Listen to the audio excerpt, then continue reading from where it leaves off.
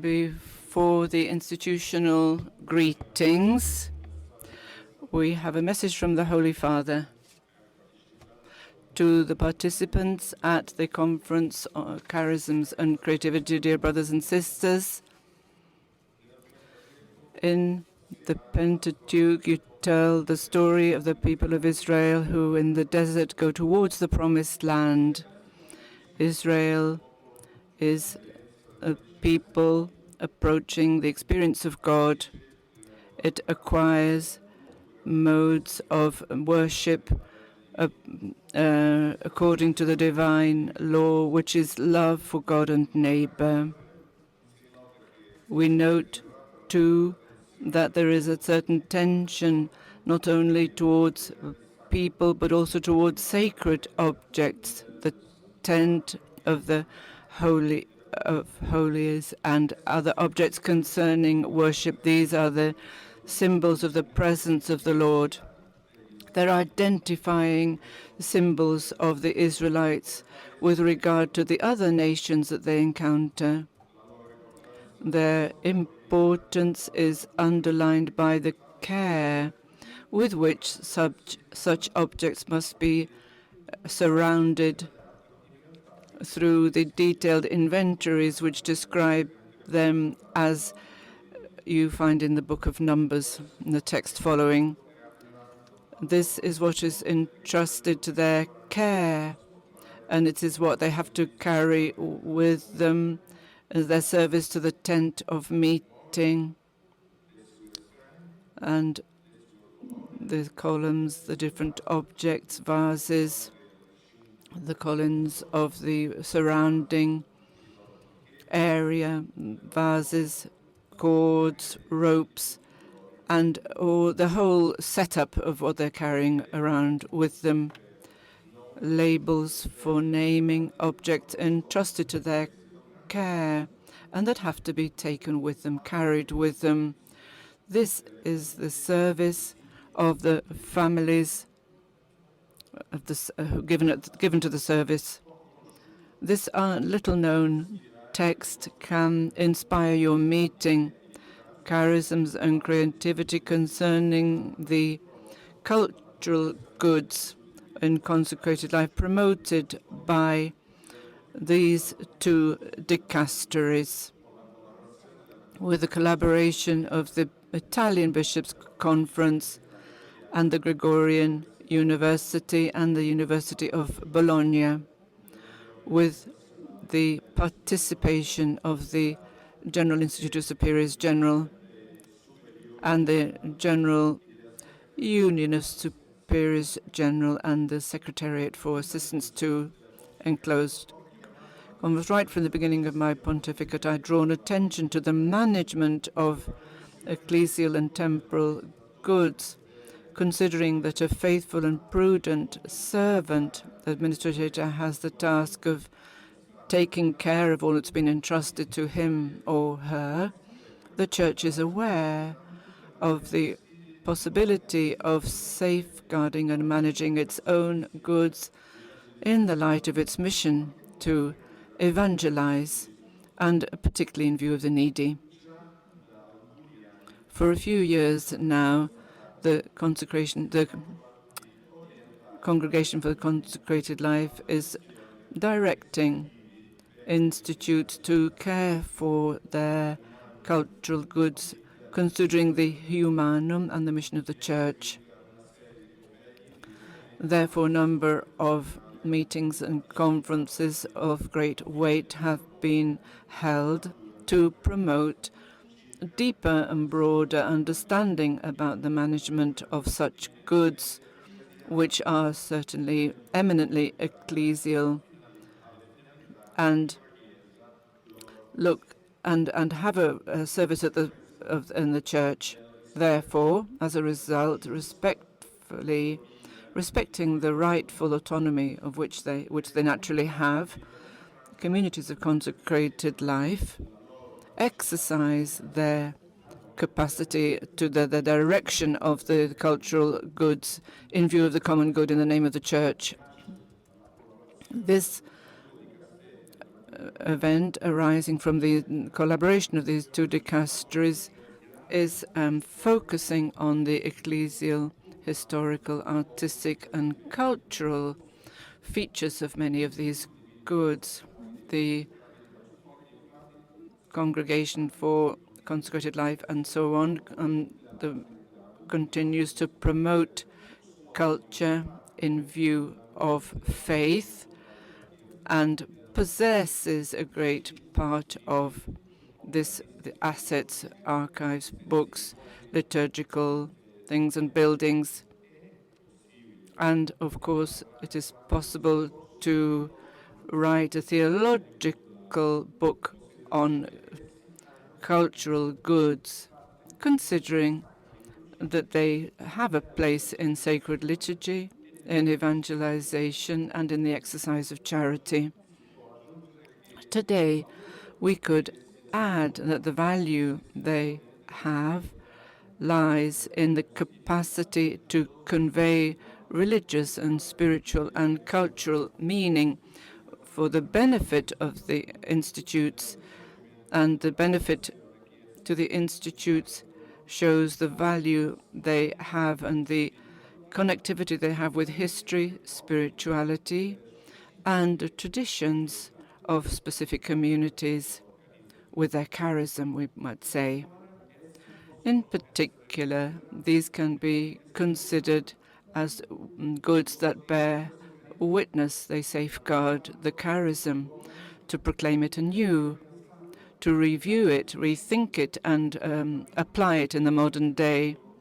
Hence the title of your meeting, Charisms and Creativity, where we understand that the needs and sometimes the burden of conservation can become an opportunity to renew and rethink one's own charism, understand it anew in the present socio-cultural context, and therefore look to the future.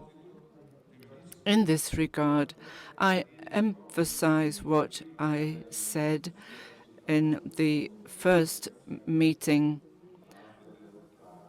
organized, which is that faithfulness to the charism and the assets, the cultural assets, considering the aim of each institute, that this is the primary criteria for the management and anything that is done by any kind of institute regarding their goods. Therefore, the need to identify, first of all, ways of understanding specifically these goods so that we can define their historical, spiritual, theological, and ecclesiological and juridical characteristics. We need, therefore, then to promote the categorization of these objects, whether artistic, movable and immovable, as a primary act of knowing and therefore of study, knowing the law, scientific conservation, pastoral valorization. Cataloguing is necessary to be at the service of culture, transparent management, and prudence, considering the 1,000 dangers, natural and human dangers, to which these fragile treasures are exposed. Information technology makes available today tools that allow us to gather up infinite number of data and images to be either publicly or privately kept and very well cared for.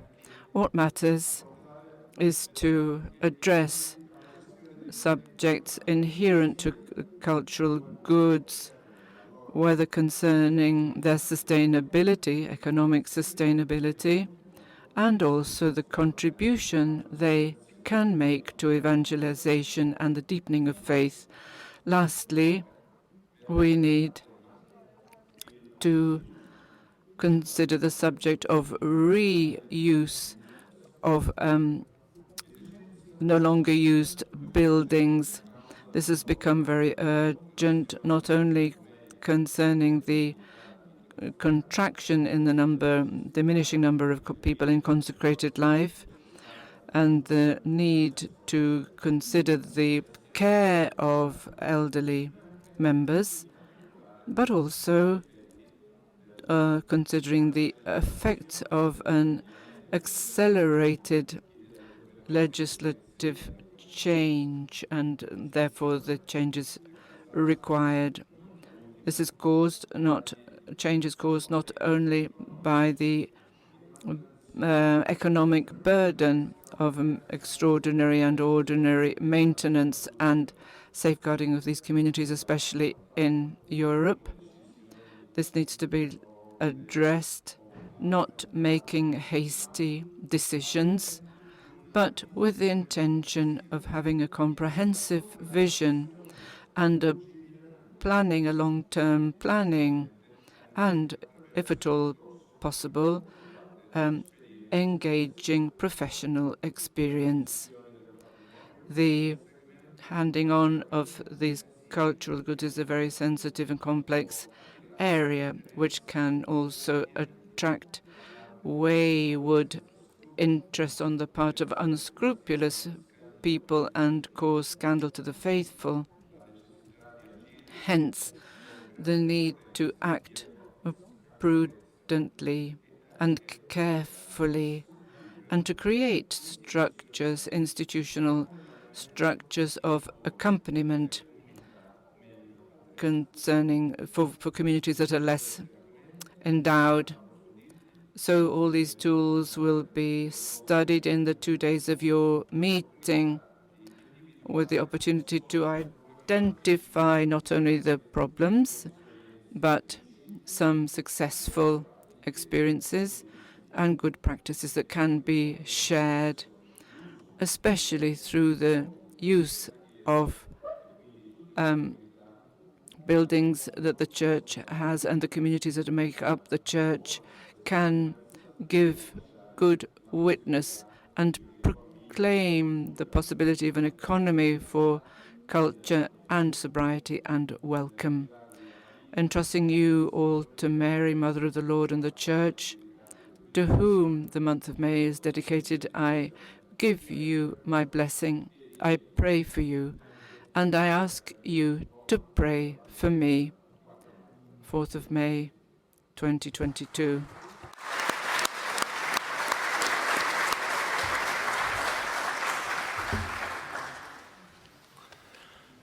Dopo queste parole che ci After these words that already enlighten our Congress, I give the floor now to the address of the master of this university, and also who is the owner of the house that hosts us today.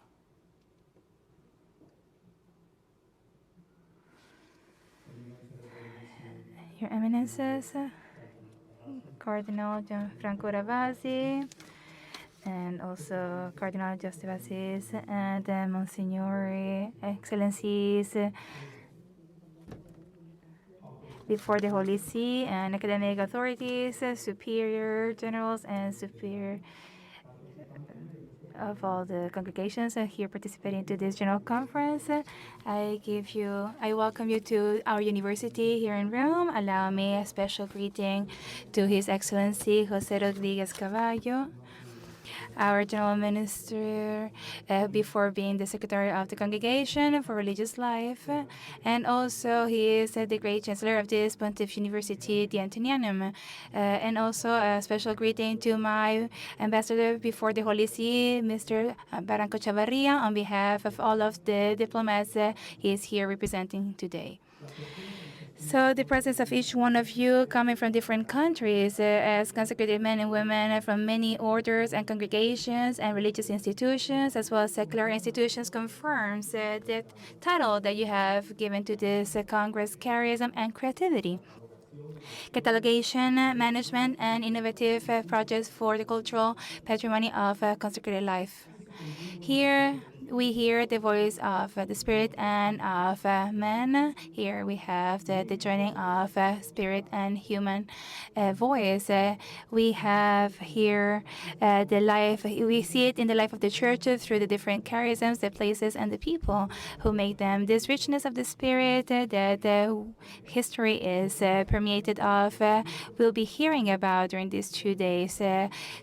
Cultural goods, ecclesiastical goods, libraries, ways of cataloging, and way of making the Spirit be part of daily human activities, lifestyles, maybe even some difficulties that we might have had to face, and different ways of overcoming those obstacles, and certainly the challenges that life has placed before the different consecrated life experiences. Now, this is why I believe that this meeting is quite important because it shows that, first of all, the activities that have been affected by the pandemic are starting to go back to normal, even though the situation has undergone some distress because of the conflict in Ukraine. But then we believe that today's times, and especially what Pope Francis has called us to, that is to have an intimate relationship between the poor and the fragilities of the planet, the conviction that the whole world is interconnected, and also the critical perspective or the critical approach to technology and the new advancements and the new innovations, and also the finding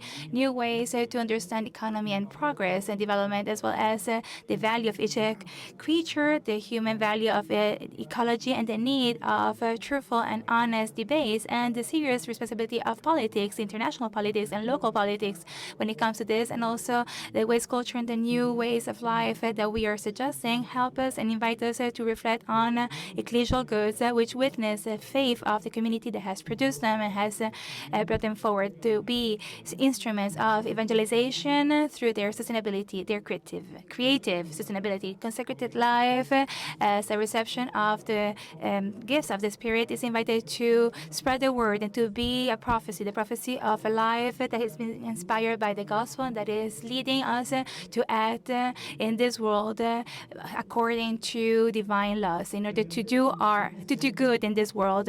Allow me to just summarize a little bit what I want to say. 500 years ago, we would preach the gospel in Mexico, my country, for the first time, and the fire miners asked themselves, how could we do this? Which method they should implement or use? Which language to use? And from where they should start? And starting from these questions is that an answer stemmed. And some of the friars, not the main ones, but then the first ones, the ones that came through the first the New Spain, Andreas de Olmos, Martín de Jesús de la Coruña, from Coruña, and Francisco de las Navas, among others, between 1544 and 1569, have cataloged. That is, they have registered as much as possible, as much of the political and spiritual life that they found among the local cultures and the native cultures of that country. And by doing so, they managed to keep and safeguard a unique patrimony, a unique heritage, especially when it comes to those areas where they came to. And this is what developed then into cultural anthropology, which has been well rooted in history and fully in synchrony with the gospel. And this is a glorious page of the fire miners in the New World, but also of the life of the church. Those who wrote about this have shared with us the utopia and history as well. How can we do this today? Which are the challenges we are facing, and how have we done this until now, and how can we do it in the future? Which are the challenges? Which are the richnesses of the charism and of our founders that we have been given as heritage? These and many other questions might find a solution or an answer in the different speeches and different discussions that we'll be listening to in this conference, while within the church is being tackled the topic of synodality, the beautiful topic of synodality. Once again, welcome to our university, the Pontifical University Antonianum, and I wish you all the best for this conference. Thank you.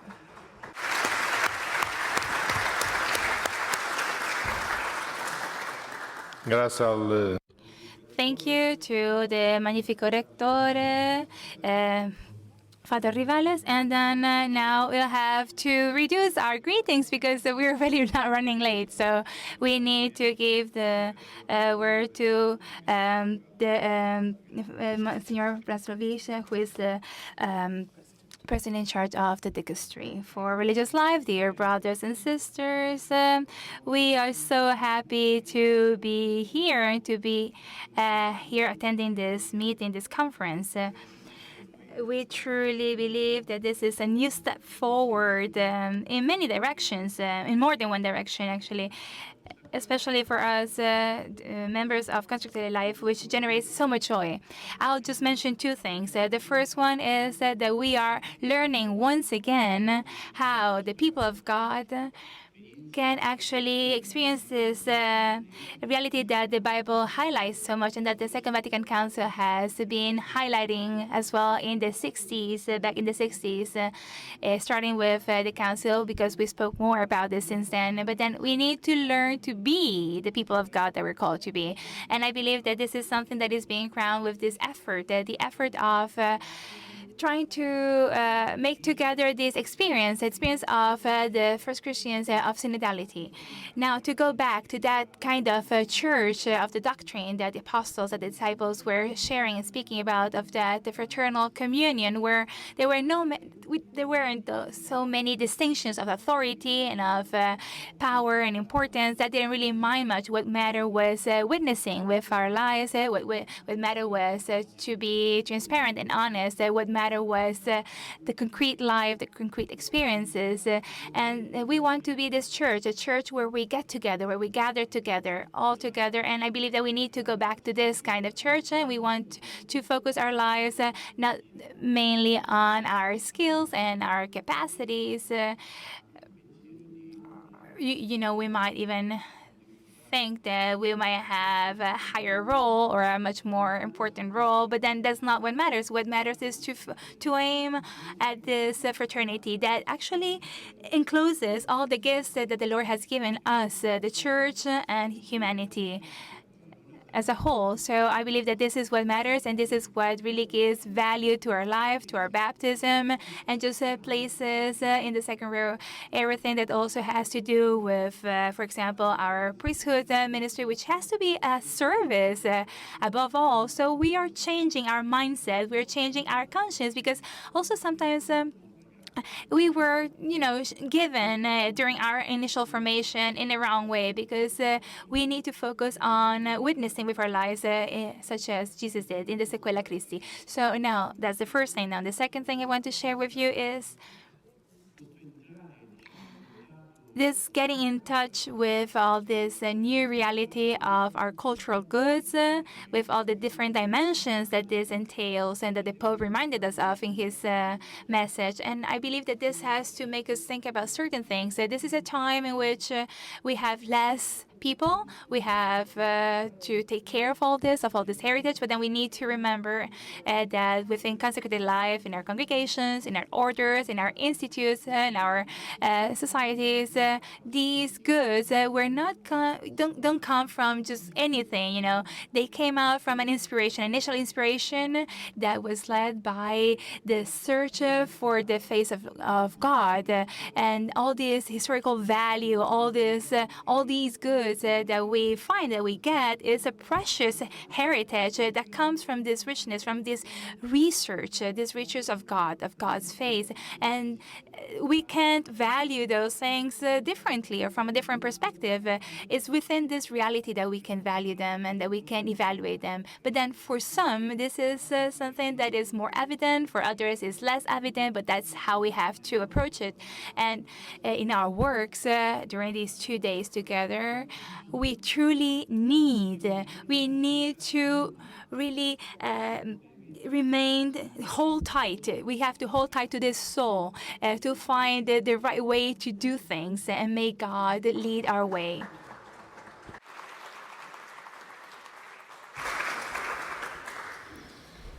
Adesso la parola Now we give the floor to Gianfranco Ravasi, who is the president of the Pontifical Council of Culture. So I join all the greetings that have been mentioned already. Without repeating myself, I would like to highlight only something that has to do with the horizon of all those who are here present and who make up this assembly. On your behalf, I would like to greet, especially on behalf of all of you, because I believe he is here with us, the ambassador of Ukraine. So we want to greet him in a special way because of what his country is going through. My brief reflection is based on a premise, which is actually a reality, an event that is part of our past. At the end of November 2018,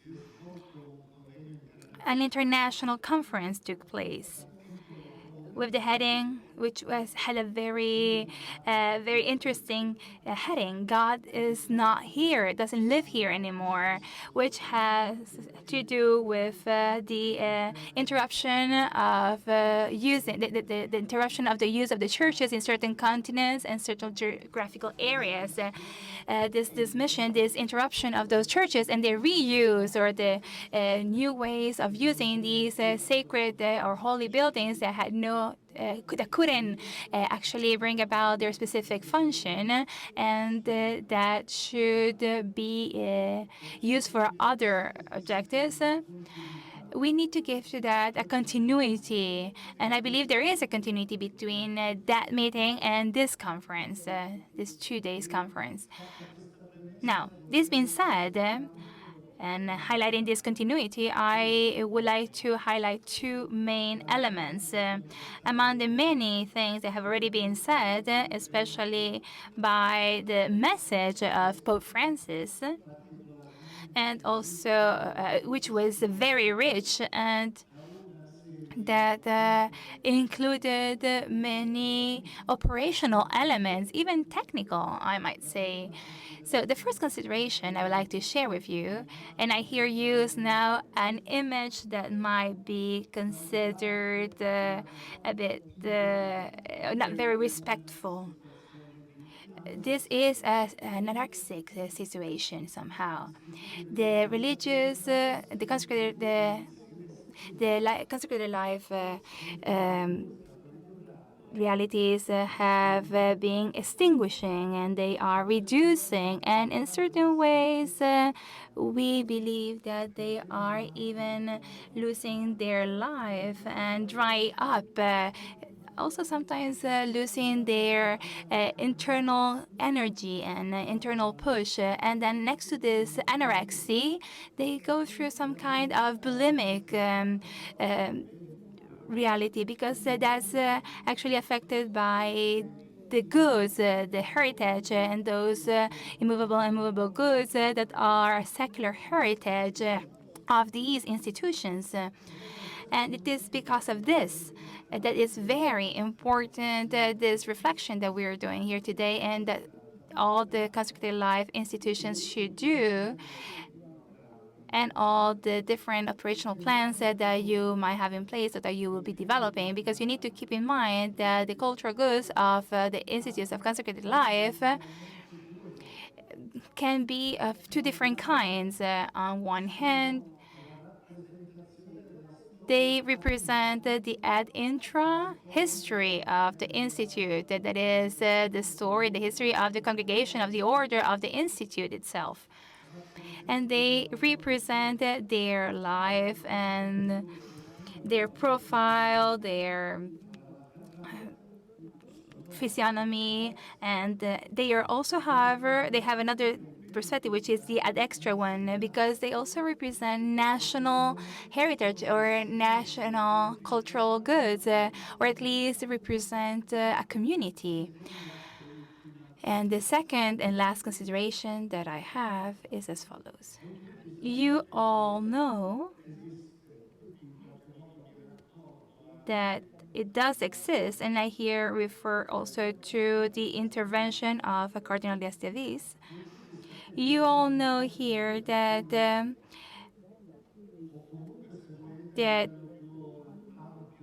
that theology, but even more in a higher way within spirituality, or if you want to go higher up, you can speak about culture.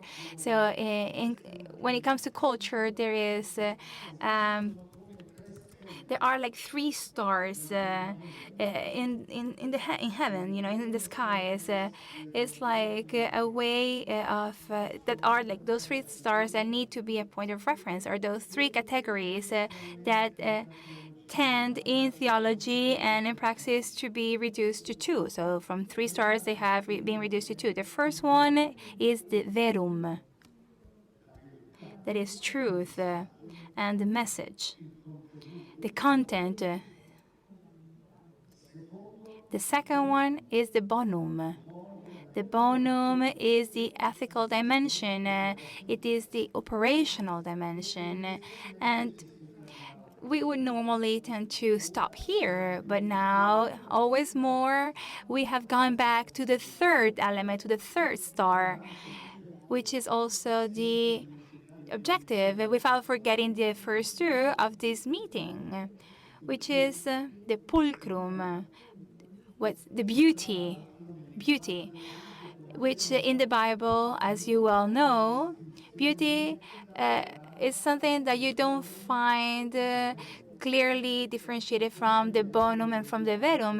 And in Hebrew, for example, the word that is used to refer to good is the same word to refer to beauty, or to even speak about usefulness, tolos, kalom in Greek.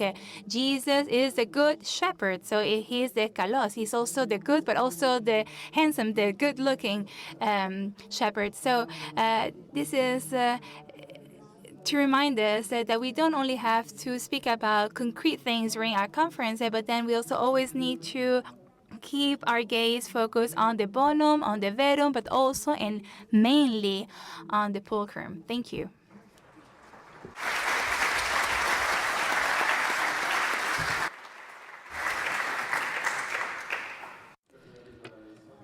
To conclude the greetings, a few words from Gianluca Franceschini, Director of the Bishops' Conference of Italy, Board for Cultural Goods.